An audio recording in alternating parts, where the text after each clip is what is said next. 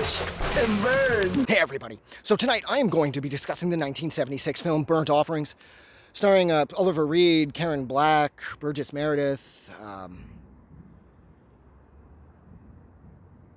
Jesus, that got really, really loud, and Betty White's in this. No, fucking Jesus Christ, Betty Davis, I said Betty White. Betty Davis is in this as well, and what this tells the story of is Ben, Marion, and their son Davy, they end up taking residence in this dilapidated summer home that they do get for a ridiculously good price. I believe the price they pay is $900 for the entire summer. And they discover somewhat at the beginning, I guess. Well, no, we discover, sorry, the audience at the beginning when their son, Davy, is outside playing and he falls off the broken down gazebo, that the two people that are running the house, the brother and sister, Jesus Christ, what the hell's their name? Arnold and Rosalind, and their mom is upstairs. They see him fall and they kind of snicker. They're like, ho-ho. And like, they see some blood. And then the caretaker for the grounds was about to throw away another plant, another potted plant that looks like it had died because this entire house is dying. And Rosalind's like, no, look, it's not dead. And then you look into the pot and there's like a sign of life in there, like the plant is continuing to grow anew. And that is as the result of Davy falling and scraping his knee, which does set up the entire premise for this movie, that the house feeds off the inhabitants in order to restore itself. And that's why Karen Black and Oliver Reed and their son were baited up here by the two people, Burgess Meredith and his sister, Rosalind and Arnold.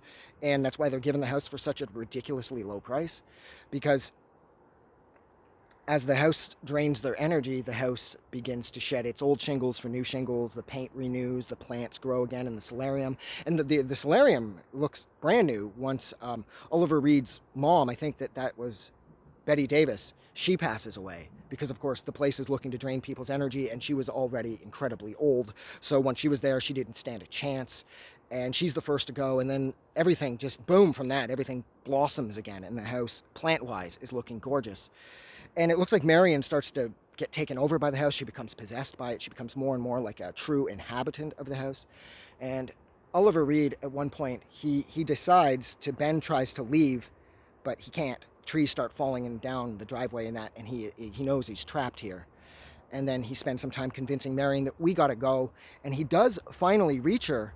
And at the film's conclusion, just when you think they're going to go, Marion does what characters always do in these movies. She's like, we got to go back upstairs and warn the old lady who we were in charge of, Rosalind and Arnold's mom, who you never see.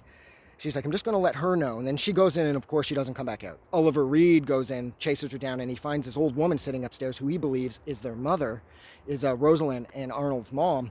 But it's actually his wife, Marion, and she's all gray and ancient now because the transformation is complete. Like, the house has completely drained her, and it has restored itself as much as it can from her death, so to speak.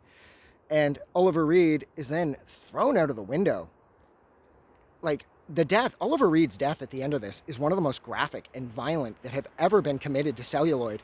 Like, for his son Davy to have to experience that, because Davy is left in the car while both his parents are in there. And then Oliver Reed comes out the window, which I think Karen Black was responsible for throwing him out of, and he lands face first into the windshield, and you see, like, his face, it's all bloody, and it's so incredibly well done. This prompts Davy to exit the vehicle only to be crushed by a falling chimney, which completes the house's restoration, and the place is beautiful, gorgeous, and it looked like it did 200 years ago. And the movie concludes with Rosalind and Arnold sort of, like, amused at the fact that this has happened, and they seem very pleased that, again, our house is just like new. And I wonder if the mom was the source of this, the old woman that you never really see. I wonder if she was the main energy drain. Like, she was, I always got low-key Suspiria vibes from this place. So I'm wondering if there was sort of like a mother Suspiriorum, like if she's somewhere in this house, so to speak. Like the old lady is the mother, you know? Well, the old lady is the mother, but I meant the mother in regards to, like, say, the Mother of Tears from Dario Argento's world. I've always wondered that. And the fact that they got the place for $900, that should have sent up some red flags right there. What else? Oh, yeah, the photos in the bedroom that Marion discovers early on, that she just assumes, we assume too, as the audience, that it's just the family who once owned the house, and generation after generation. But we find it at the end of the movie that the pictures are the pictures of the house's victims, because Marion, Ben, and Davy's pictures are up there. suggesting that the house has claimed 3 more lives and it's restored itself off of that. This movie's amazing. The first couple times through, I didn't love it, but it was on the third or fourth watch that I really sort of clued in and I realized the genius that was this movie. And like I said, I get like low-key Suspiria vibes, and I love Suspiria, so that really helped me connect to this movie as well. And I love the fact that Burgess Meredith and Bette Davis are in this. I thought that was awesome too. I've always loved Oliver Reed. And Karen Black, of course, she's sort of like the go-to horror chick from this point right through, like, my God, the 80s. And she's a trilogy of terror, I think, is what most people will know her for. But yeah, this movie was absolutely amazing. I mean, it's so unassuming. It just looks like some old place. And stay out of the pool too, by the way. That pool gets really aggressive down in the deep end.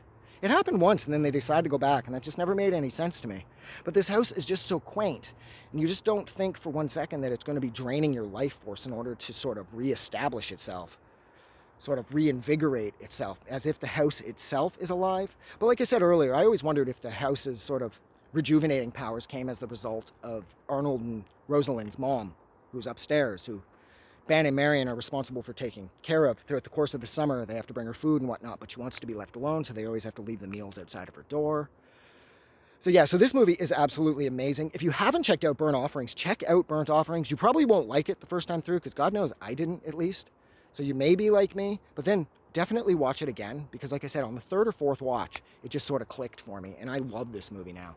But I am going to get out of here because I think the rain is going to start at any point, and I don't want to get soaked. So thank you so much for hanging out with me for almost 7 minutes while I discuss the 1976 film Burnt Offerings. Like always, if you like this review or you like this movie, don't forget to go out and do something nice for somebody. But most importantly, please don't forget that the world is way more fun because you are in it, and no matter what you're going through, just don't give up, because it's going to get better. I'm getting out of here. Have a good night.